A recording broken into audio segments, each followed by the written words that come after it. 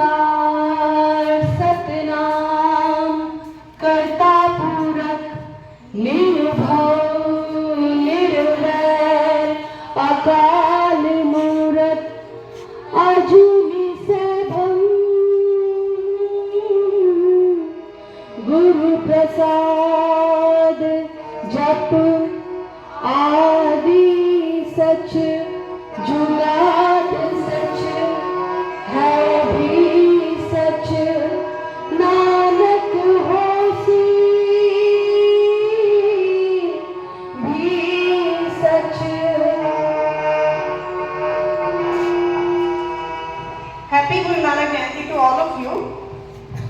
एक ओंकार का यूज इस पहली पौड़ी में हुआ जो कि गुरु नानक देव जी के द्वारा बनाई गई थी।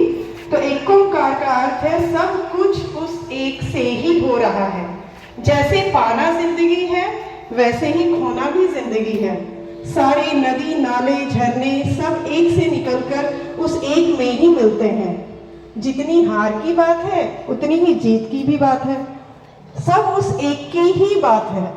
आप लोगों के लिए बच्चों ये बहुत थोड़े समझ से परे की बात है जो मैं आपको बता रही हूँ, लेकिन आप इसको सुनने और समझने की कोशिश करेंगे। ये जो ईश्वर है, अल्लाह है, भगवान है, खुदा है, ये सभी एक है, ऐसा गुरु नानक देव जी का कहना था। और उनका ये कहना था कि ये सब उस एक की ही बात है और इस एक ओंकार का अर्थ यही है। तो सत श्री अकाल का मतलब है, जो कि इसमें इस्तेमाल किया जाता है पंजाबियों के द्वारा, ईश्वर ही अंतिम सत्य है। और यह पंजाबी भाषा का एक अभिवादन है। सत श्री अकाल का पूरा नारा है बोले सो निहाल सत श्री अकाल। इसका मतलब है कि जो व्यक्ति यह कहेगा कि ईश्वर ही अंतिम सत्य है, उस पर ईश्वर का आशीर्वाद रहेगा।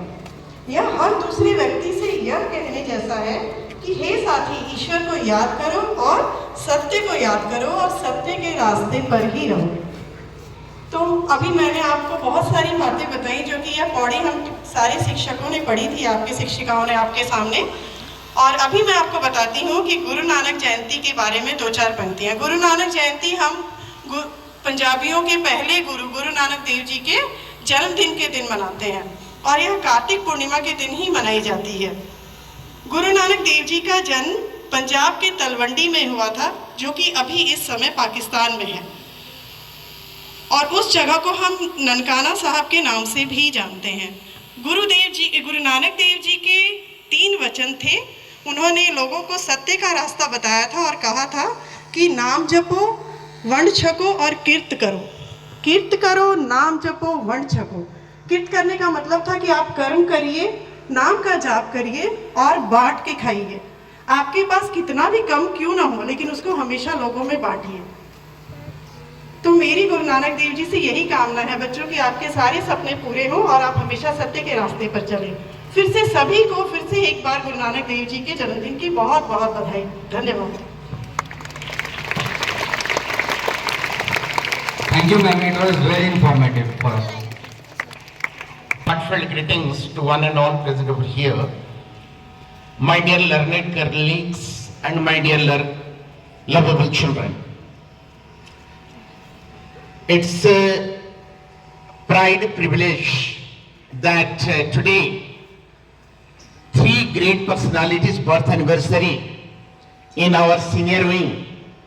All the teachers of junior and senior wing, they had celebrated by paying the tribute, floral tribute to 3 great personalities of our country.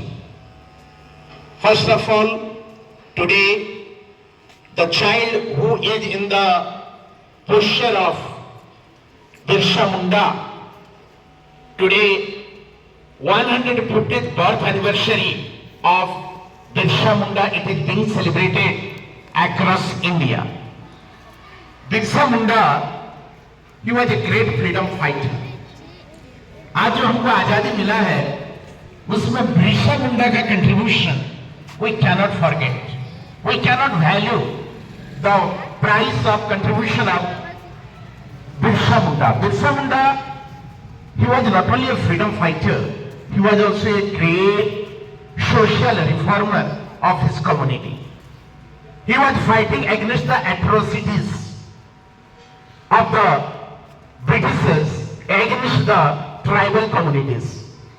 जब अंग्रेज हमारे देश में शासन कर रहे थे और जब उनकी दमन लीला चरम सीमा पे थी, तो आदिवासी समाज को भी वो बहुत ही दमन करते थे और उनकी दमन की कोई सीमा नहीं होती थी, यानी कि शोषण, अत्याचार, एट्रोसिटीज ऑल वेयर देयर। और उसके लिए आवाज उठाया एक युवक जो मुंडा समाज से आता था, वो था बिरसा मुंडा। बिरसा मुंडा जी जो आदिवासी लीडर हैं, उन्होंने एक केवल जो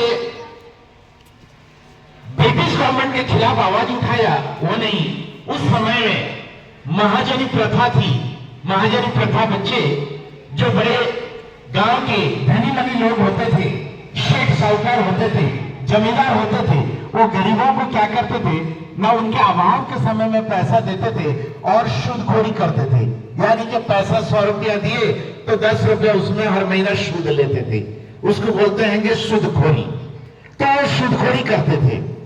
महाजनी सूदखोरी, महाजनी जो सिस्टम उस समय थी, जमींदारी सिस्टम जो थी, रैयतवारी सिस्टम जो थी, उस समय में उन्होंने गरीब लोगों से, पर्टिकुलरली आदिवासी समाज को वो प्रताड़ित करते थे, शोषण करते थे। उसके खिलाफ उन्होंने आवाज उठाया और ये उन्होंने ब्रिटिश के खिलाफ केवल आवाज उठाया ये नहीं, उन्होंने महाजनी प्रथा के खिलाफ भी आवाज उठाया था।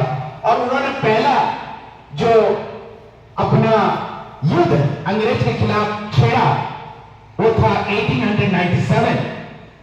उन्होंने 1897 से लेकर 1900 तक उन्होंने लगातार अंग्रेज के खिलाफ युद्ध लड़ा और युद्ध पारंपरिक तरीके से लड़ा। ये जो देख रहे हैं तीर और धनुष, एक यही अस्त्र था ब्रिटिश के साथ युद्ध करने का। और उन्होंने पहले गंगा नदी के किनारे अंग्रेजों के साथ लड़ा और उनको डिफीट किया। उसके बाद 400 अपने फॉलोअर के साथ, सैनिकों के साथ अपना वो सेना बनाए थे और उनको लेकर, ये जो खुंटी का नाम सुने होंगे, खुंटी में अंग्रेजों ने एक थाना था, अंग्रेजों द्वारा इस्टेब्लिश किया गया था, वो थाने के ऊपर अटैक किया। जब अटैक किया तो अंग्रेज उस समय में वो हिल गए थे और उन्होंने चाहा कि जब तक ये बिरसा मुंडा को हम लोग नहीं अरेस्ट करेंगे, जेल में नहीं डालेंगे, ये हमारे खिलाफ आवाज उठाता रहेगा।